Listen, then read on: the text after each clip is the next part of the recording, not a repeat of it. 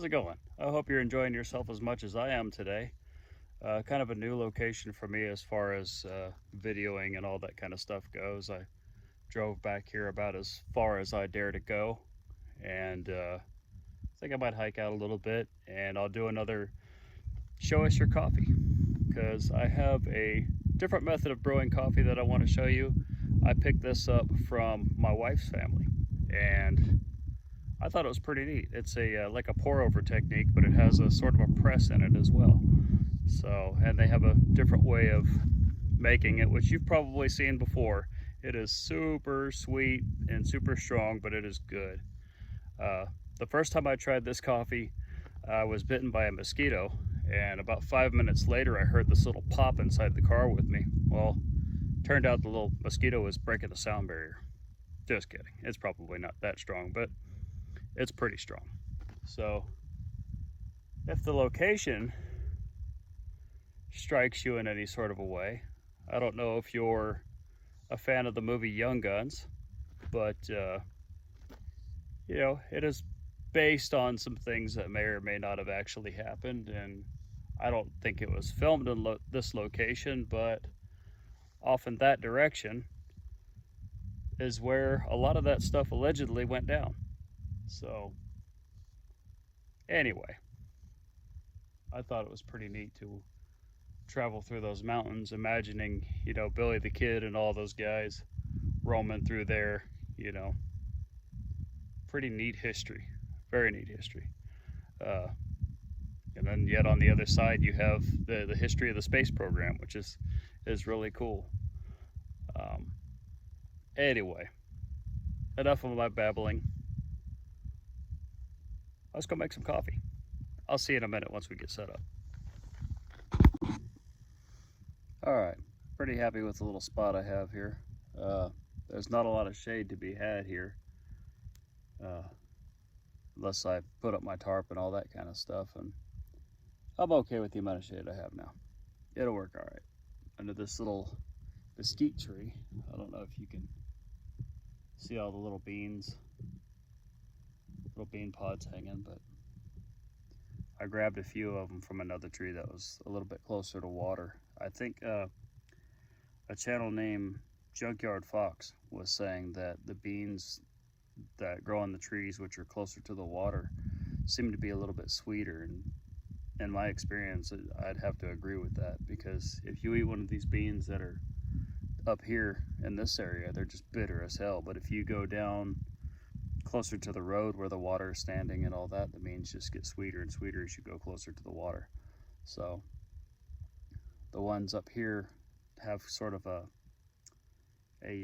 unripe, you know, sour apple kind of sour bitterness going on, whereas the ones by the water sources are more just like a really sweet green apple almost. And then if you get the really dried out ones, they are, can't really describe them. They're more of a like a, not a spice, but something you would use as a spice, you know. But they're still pretty good. They have a great flavor to them, almost like a tea or something like that. So I'm thinking about boiling some up after I make coffee to see if we can make anything interesting out of them and see what happens. You know, I know you can make coffee from them. You can make flour and all that kind of stuff, but I've never tried any of that before. I might start experimenting with that, since mesquite beans are so much more available to me now than they used to be. All right, let's get this coffee started. Let's collect some sticks and whatnot.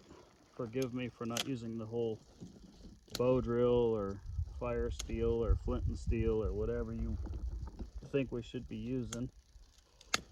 We've all seen and done those things, and they're all over YouTube.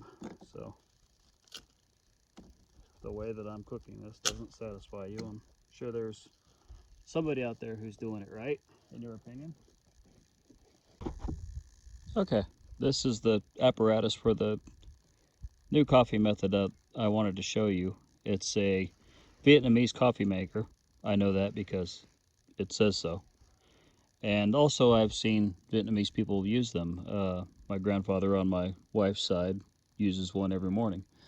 So I just want to take you through how it's used, and it makes a very, very, very, very strong cup of coffee. I mean, depending on how you use it, granted, this is a larger size. This is probably made for multiple cups, whereas the one that you would use just for one cup would be much, much smaller than this. But this is the only one that I have right now anyway. They're pretty cheap. I should probably just buy a single size one to take camping with me, because honestly, the singles are so small that it'd be a perfect backpacking coffee maker, really. You don't need any filters for it or anything crazy like that. So what you do is, this part just sits on your cup, and inside here you have just a little metal filter, I guess you could call it, and you put your coffee grounds in there, make them nice and flat, but don't press them down. You let the weight of this press your coffee grounds flat, and then you pour in a little bit of water, a little bit of hot water, let it sit for 2 to 4 minutes or so, and what that does is it allows the grounds to soak up some water and just makes them a little bit, better for brewing purposes. You're not going to end up with channeling and all that kind of stuff through there. So after that little, wait period, you fill the coffee container up the rest of the way, and it just slowly drips through, and it takes a little bit of time for it to drip through, but you end up with the strongest coffee that I've ever had, for sure. And then if you fix it up with your sweetened condensed milk the way they do, it's an extremely strong and extremely sweet coffee, but it is really, really good, especially over ice, which we're probably not going to do the whole ice thing here, but we might. I did bring a little bit of ice in my flask just for cold water or whatnot, because sometimes out here in the desert it's nice to have a little cold drink once in a while. But all right, let me get to it. Catch you in a minute. Okay, I've got a little bit of mesquite starting to burn in the Firebox Nano. All I have in there is a makeup pad soaked in wax to get that going. Just, I'm being lazy today. There's no two ways about it, but just trying to enjoy a little bit of outside time before we all go back to work. So, none of this being the desert, it's not exactly cool out here right now. I think it's, let me see. According to my watch, it's 97 out here now, so nice cool day for some coffee. All right, now that that's going, I will go ahead and pour some water off to get on the boil.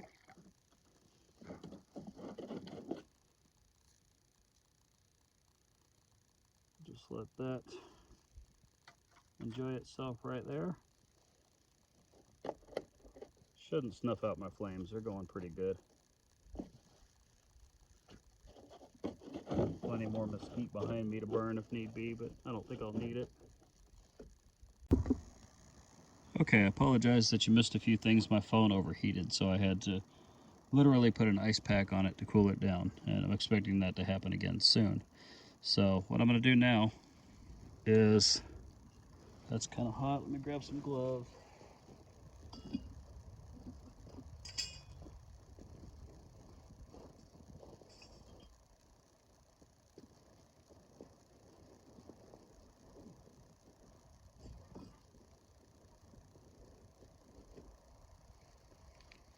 You'll notice that I went ahead and kept the plate off of that coffee maker, and that's just because it doesn't fit very well on my cup. So I just went ahead and took it off. A single filter is good enough for me.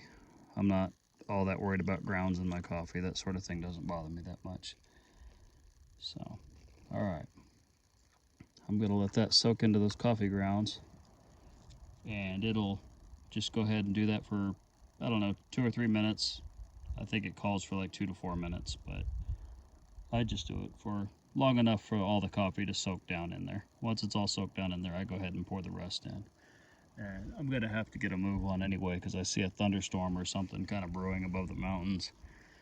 And I don't want all that water to come rushing down at me, because I am kind of in a little wash area. Not to mention I have to do a little off-roading to get to this, to get in and out of this location. So I don't want to be trying to cross through, you know, raging creeks and streams and all that kind of stuff. So, all right, I will get you back when we go ahead and fill up the vessel. Okay, I'm going to go ahead and pour this hot water all the way into this vessel. Just fill it up, and it will filter through the coffee and drip all on its own. We literally don't need to do anything else for it at this point. Kind of unlevel there. That's okay though, that's plenty. Ooh, I could definitely feel the temperature dropping from that little storm drawing the air past me. That feels a lot better.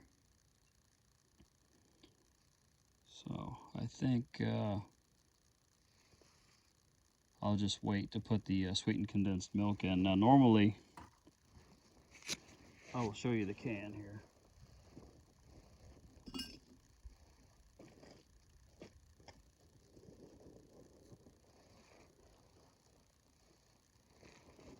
So it doesn't have to be this brand, just whatever you prefer. This just happens to be the one that I picked up to come out here because aside from the dirt on top, it has the little pull tab, and that makes it easy to open up out here.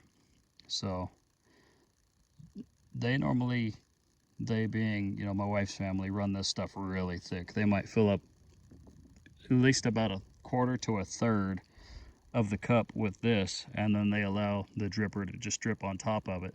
But I didn't open this can yet because I don't know if you've noticed there's all these little tiny ants running around, and as soon as I open this can, they're gonna go nuts.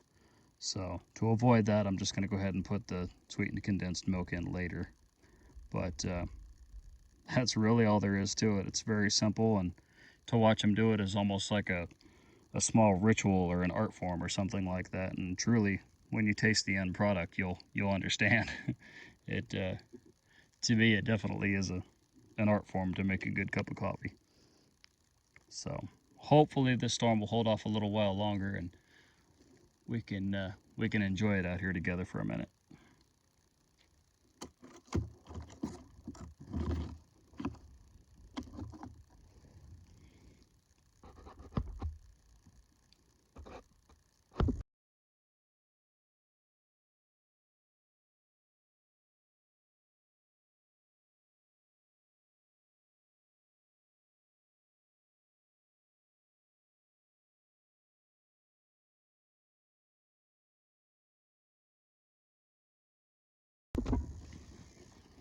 Okay, so our coffee has dripped all the way through. I can't tell if you can see that through the glare or not, but I'm just gonna keep shooting and hope for the best, unfortunately. And right here I have some mesquite beans boiling. So I picked some of the sweeter ones that are at a tree really close to a water source.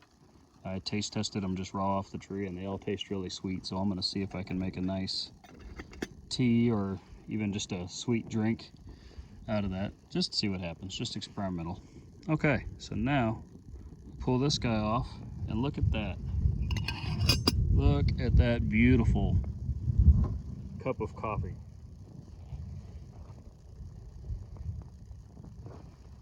Just gonna set this over here. I'll clean the top of this sweetened condensed milk off really fast. Good enough.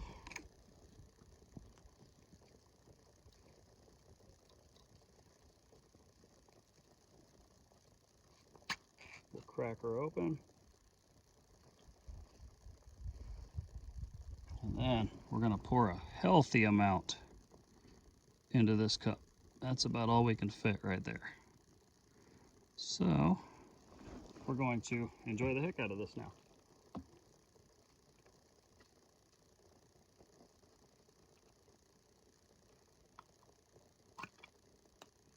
I wish I'd have brought a Ziploc bag or something to put this can of sweetened condensed milk in, so I could help keep it away from the ants, but I'll just set it over here on top of the coffee press itself, and Just let it ride. If they get it, they get it. Of course, I always pack out my trash, so the can's not going to stay here. But if they want the syrup, I suppose they can have it. I don't feel like fighting them for it today. Look at that. And you can take that sweetened condensed milk and you can, chill it really good so it's real thick. You can pour it into one of those little portion packs and then just cut the tip off the portion pack, which will give you a nice little pouring spout where you could squeeze it out kind of like toothpaste into your coffee. Makes everything really simple. All right.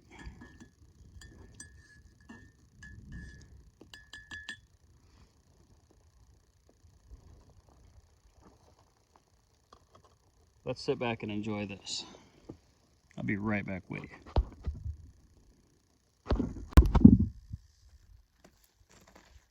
Well, I really appreciate you joining me.